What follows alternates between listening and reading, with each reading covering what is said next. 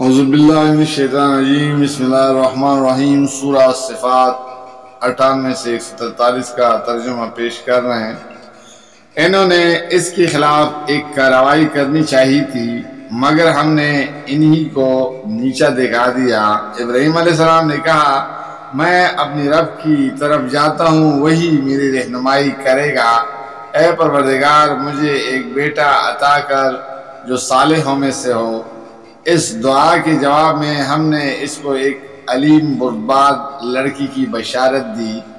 وہ لڑکا جب اس کے ساتھ دوڑ دھوپ کرنے کی عمر کو پہنچ گیا تو ایک روز ابراہیم علیہ السلام نے اس سے کہا، بیٹا، میں خواب میں دیکھتا ہوں کہ میں تجھے ذبح کر رہا ہوں، اب تو بتا تیرا کیا خیال ہے؟ اس نے کہا، ابا جان، جو کچھ آپ کو حکم دیا جا رہا ہے اسے کر ڈالیے، آپ انشاءاللہ مجھے صابروں میں سے پائیں گے۔ آخر کو جب ان دونوں نے سر تسلیم خم کر دیا اور ابراہیم علیہ السلام نے اپنے بیٹے کو ماتے کے بل گرا دیا اور ہم نے ندا دی کہ اے ابراہیم علیہ السلام، تو نے خواب سچ کر دکھا دیا، ہم نیکی کرنے والوں کو ایسی ہی جزا دیتے ہیں، یقیناً یہ ایک کلی آزمائش تھی اور ہم نے ایک بڑی قربانی فدیے میں دے کر اس بچے کو چھڑا لیا اور اس کی تعریف و توصیف ہمیشہ کے لیے بعد کی نسلوں میں چھوڑ دی۔ سلام ہے ابراہیم علیہ السلام پر، ہم نیکی کرنے والوں کو ایسی ہی جزا دیتے ہیں، یقیناً وہ ہمارے مومن بندوں میں سے تھا اور ہم نے اسے اسحاق علیہ السلام کی بشارت دی، ایک نبی صالحین میں سے، اور اس سے اسحاق علیہ السلام کو برکت دی۔ اب ان دونوں کو ذریت میں سے کوئی محسن ہے اور کوئی اپنے نفس پر صریح ظلم کرنے والا۔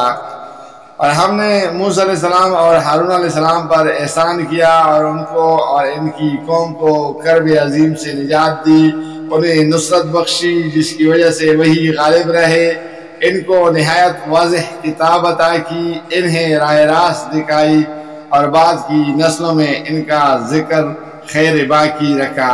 سلام ہے موسیٰ علیہ السلام اور ہارون علیہ السلام پر، ہم نیکی کرنے والوں کو ایسی ہی جزا دیتے ہیں، در حقیقت وہ ہمارے مومن بندوں میں سے تھے اور الیاس علیہ السلام بھی یقیناً مرسلین میں سے تھا۔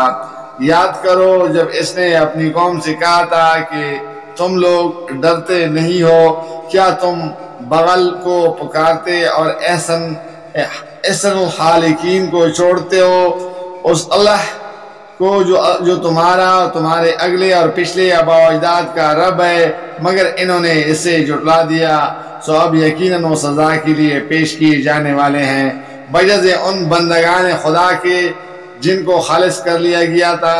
اور الیاس علیہ السلام کا ذکر خیر ہم نے بعد کی نسلوں میں باقی رکھا۔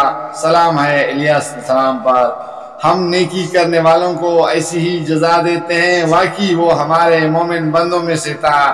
اور لوط علیہ السلام بھی انہی لوگوں میں سے تھا جو رسول بنا کر بھیجے گئے ہیں۔ یاد کرو جب ہم نے اس کو اور اس کے سب گھر والوں کو نجات دی، سوائے ایک بڑھیا کے جو پیچھے رہ جانے والوں میں سے تھی، پھر باقی سب کو تیس نیس کر دیا۔ آج تم شب و روز ان کے اجڑے دیار پر سے گزرتے ہو، کیا تم کو عقل نہیں آتی؟ اور یقیناً یونس علیہ السلام بھی رسولوں میں سے تھا۔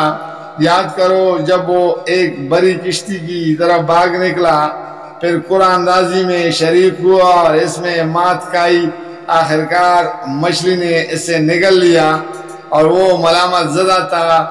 اب اگر وہ تسبیح کرنے والوں میں سے نہ ہوتا تو جزاک اللہ، فی امان اللہ۔